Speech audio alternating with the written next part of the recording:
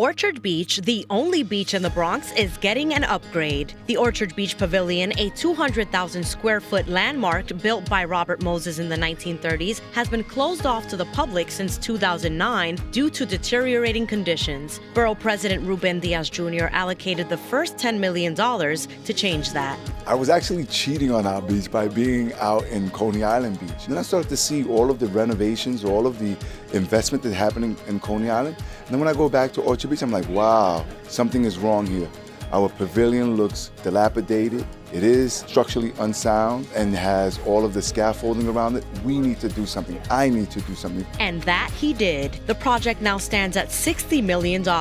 New York City Parks and New York City Economic Development Corporation held a community meeting to hear the public's ideas for the pavilion. It is the first opportunity that I think this community has had since 1936 to be able to explore the options of what the pavilion should look like. It's been closed for a long time. The public hasn't been able to access it.